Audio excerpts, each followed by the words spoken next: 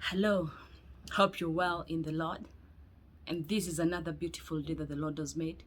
We should rejoice and be glad. Thank you so much for coming across this channel and subscribing. And if you're a returning subscriber, thank you so much. And if you have not subscribed and you watch my videos, loved ones, help me get to 1,000. Hit the subscribing button, guys. Let's make our gal get to 1,000. By your mercies and love, I thank you so much, and I love you from here. Get me to 1,000, guys. Thank you.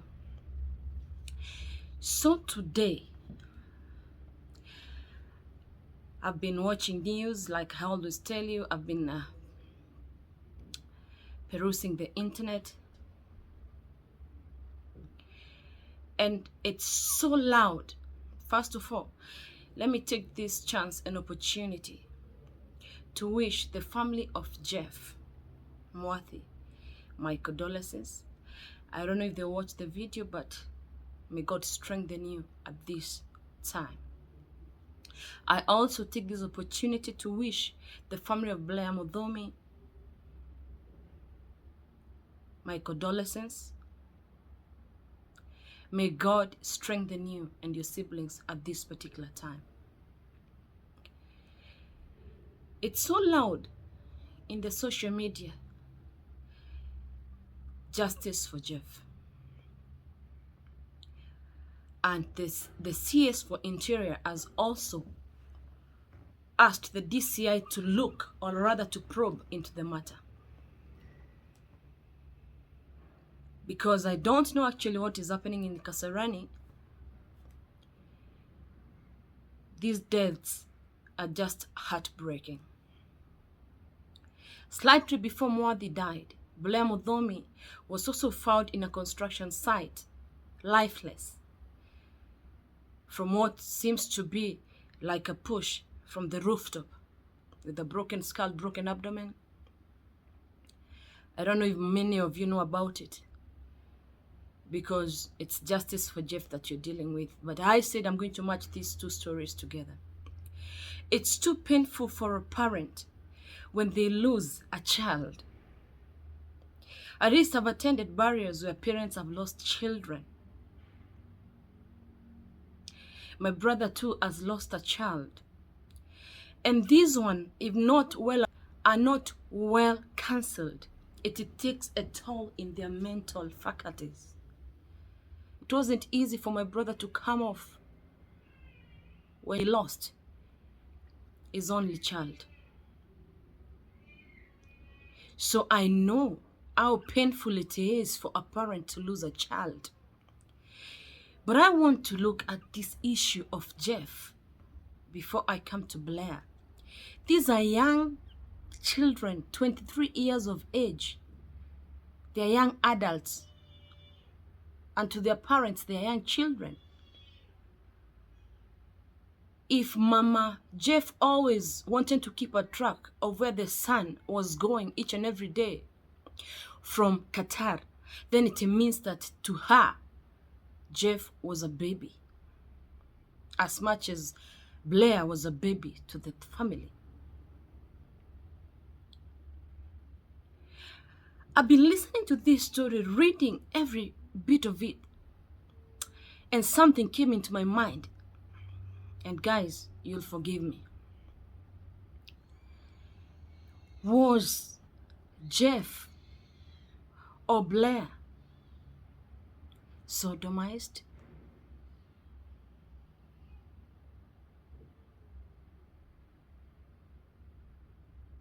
Were they sexually abused? Young teenagers and men are trying things unheard of. And what rape does, regardless of what type of rape it is, it tolls on your mental faculty. I don't know if you watch Lynn Ngugi, but if you do, there's a story she put up of a young man in Ukambani who was into bestialism. What is that? Sleeping with animals. And it took toll on him in that he was behaving like an abnormal person. So if in any case these young men are trying funny things with others, it can take one by surprise. I've been asking deep down within myself, like I'm saying, and you'll forgive me. Could it have been a case of rape? I'm not talking of women and men. I'm talking of men. That's what I'm asking. Was it a case of aspirant who came to look for a job in a once DJ Facto's house, and then a young man who came to search for a contract ended up club hopping? What was the connection between looking for a contract and club hopping in the night? And then at the end of the day, he ends up dead. Have you sat down and asked yourself funny questions like I'm asking myself? Was it a game to get the young man drunk so that the things that he does he might not remember, or the things that are done to him he might not remember? What was the real reason for someone who's coming to ask for a job, and apparently he borrowed the mother 200 bob to get him a transport to Kasarani or to Roysambu? What happened to this young man? After going club hopping, getting drunk and drinking whatever they drank or smoking whatever they smoke, then after coming home, what really happened? This house and three men, or men and women alike, what really happened? Why is it that this particular young man is the one who ended up dead, and the other 5 or 6 are okay?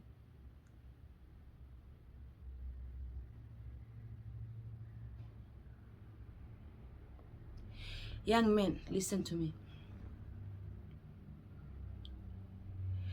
I know all of us are struggling to look for money to fend for ourselves. But if you're going to look for a business, or you're going to see a friend to connect you for a business, why don't you do it during the day? If someone calls you for a business deal in the night, and when you come in, these particular people suggest, first of all, let's go and drink and do and move around town in the night. These are the days we say thanks to curfew.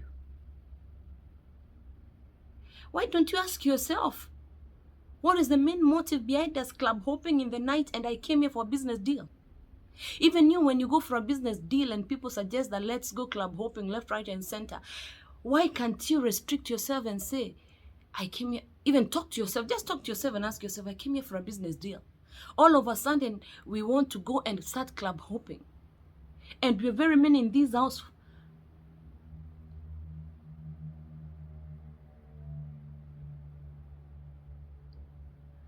Talk to yourself and ask yourself, what is the motive behind all this? And did Jeff Mwadi know DJ Fatso for long? Or how many years? Apparently, I see like he met him in 2021. So it's been 2 years. Okay, 2 years can be, you could have created friendship for real. But how did the young man end up with a broken skull on the floor of an apartment in Roysambu, and the rest people intact in the house, and let's even just assume all of them were drunk? What was done to this young man that maybe even as all these things were happening, he did not even realize he was either being thrown off the roof, or what was happening? Let me not say he was being thrown, because the police have not done the investigations to get us to the main thing. But what happened between club hopping, coming back home and being found on the on the floor with a broken skull? Could it have been that something was done to this boy that he could not have taken it as a person? I've talked to people who've been raped, men by men. I know what it does to their mental faculty. Let's wait for police to finish investigations, but we'd love to know exactly what happened for Jeff to either be in heaven, knows exactly what happened. The people around Jeff knows exactly what happened. So if there are people who did something to this young man that made him lose it, karma never leaves. Blair Muthomi with your 2 roommates. A parent is crying left, right, and center.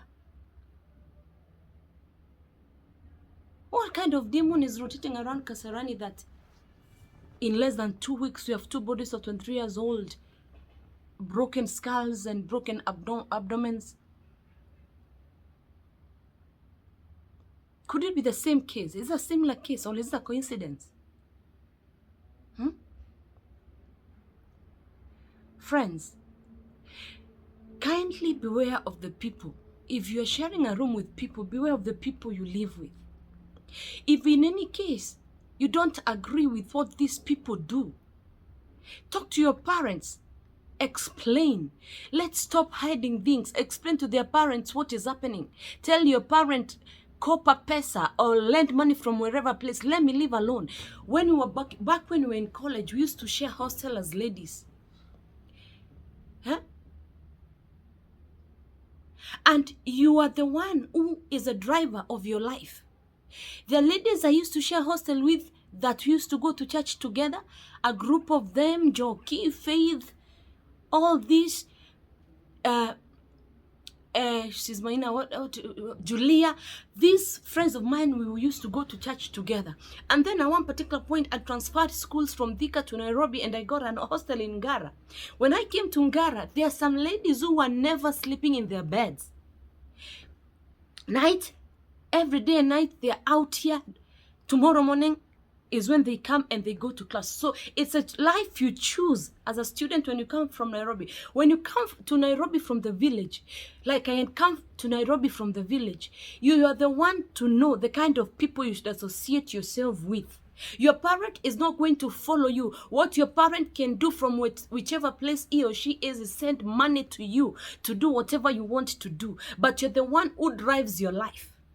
There is no parent who is going to leave the village to come and drive your life for you. You're the one to know the kind of people you associate yourself with. You're the one to know the kind of people and the kind of dealings they do. I used to have a neighbor back then when I finished college and I started working for Kenya Times. I used to have a neighbor then and a Cameroonian friend.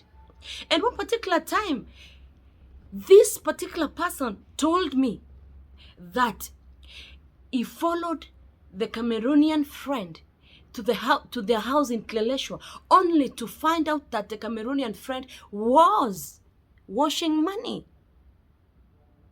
So beware of the people you connect with in this town. This town is large. This town is huge. You as a person, it is important for you when you leave your village to know what exactly did you come to do in Nairobi. If you're born in Nairobi and your parents are in Nairobi and they release you to a hostel like Kwetu or any other hostel, you're the driver of your own life. You're the driver of the kind of the people you want to be associated with. Your parent is not going to leave Buruburu and come to Kwetu to select for you the kind of friends you should associate yourself with. It is you as a person who knows the people that do you good. You're as good as your friend. The Bible says, show me your friends and I show you the kind of a character you have. If your friends are drunkards, that is the kind of a person you are. If your friends are shisha friends, that's the kind of a person you are. If your friends are church friends, that's the kind of a person you are. Show me your friends and I will tell you your character.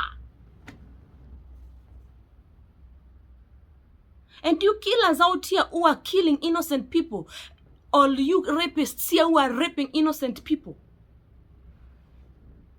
You know, these things goes around, it rotates around, it rotates around. It goes around, goes around, goes around, and comes back to you or your child.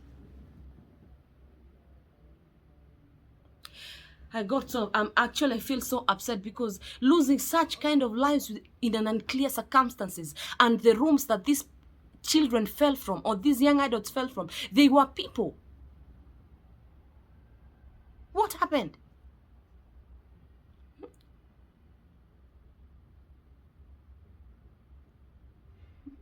No wonder people are putting CCTVs in their living rooms and karibu waweke CCTVs kwa bedroom.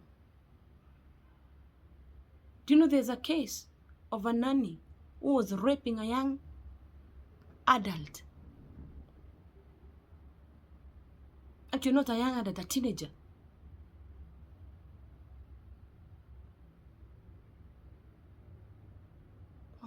Oh God have mercy. God is coming back. Oh God. So today I came in, and I even forgot to introduce and say I came in from the brown seat segment. Today I came in to make noise.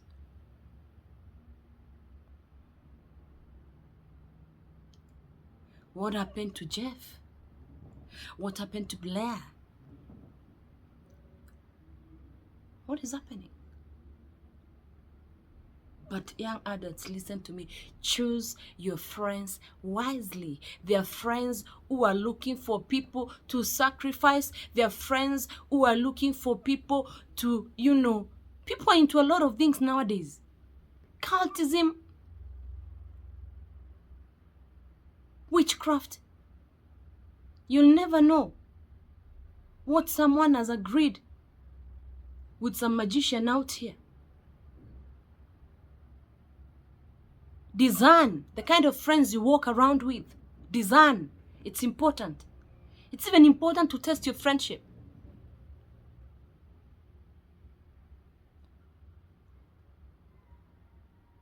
May God give solidarity to the families of Blair Muthomi and JEFF MWATHI, and may justice be found. Keep subscribing to Meditate, where we interact, we talk, we analyze things, we speculate in a positive kind of thinking.